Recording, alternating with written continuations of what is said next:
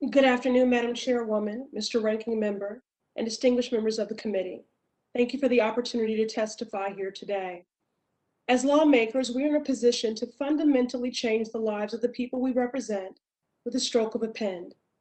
And that is why we must center the people in the work we take on together.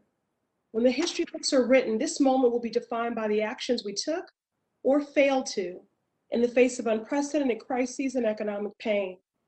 I have become all too familiar with the gentle tug of my sleeve or the panicked expression as I meet the eyes of someone drowning in student debt.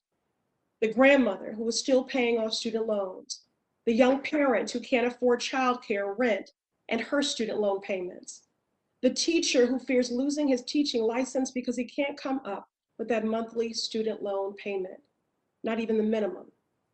The student debt crisis is not naturally occurring. This crisis was crafted in these hallowed halls. Policy decisions were made that ensnared generations in the student debt trap. Congress crafted through policy and deregulation an economy where college degrees are increasingly essential for economic survival, but their sticker price is far too out of reach for most families. Make no mistake, despite the dominant narrative, the student debt crisis has always been both a racial and economic justice issue. In the city of Boston, the city my family calls home, the average median wealth of a white family is $247,500, while the average median wealth of a Black family is $8. 8. That is not the result of ingenuity, work ethic, or initiative. That is the result of precise and intentional policy decisions made in the halls of this institution and at every level of government.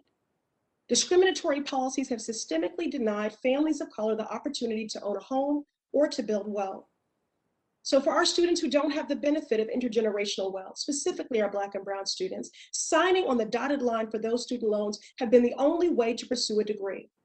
That was certainly true for me. I know what it is to lie awake at night, panicked over student loan and default, despite working 12-hour days. All people who call this nation home deserve the freedom to build a full life, to pursue their unique gifts and contribute to every sector of our economy.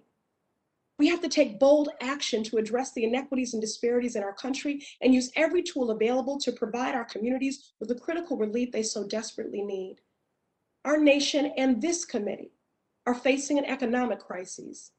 Canceling student debt by executive action is one of the most effective ways President Biden can provide sweeping relief to millions of families while helping to reduce the racial wealth gap and to lay the groundwork for an equitable and just long-term recovery.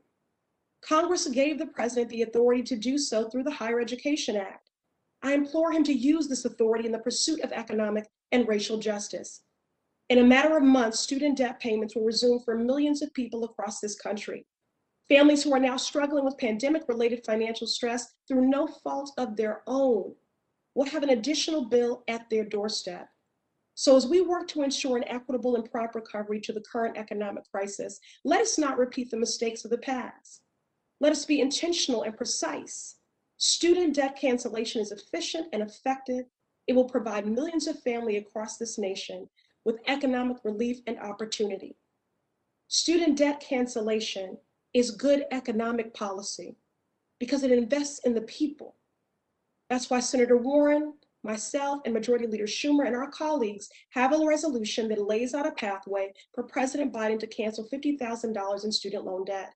With the stroke of a pen, he can provide direct relief to tens of millions of families. I'll close today where I began, centering the people in their own words. A constituent of mine recently shared their story. "We are a family of 5 with a child with disabilities," he said.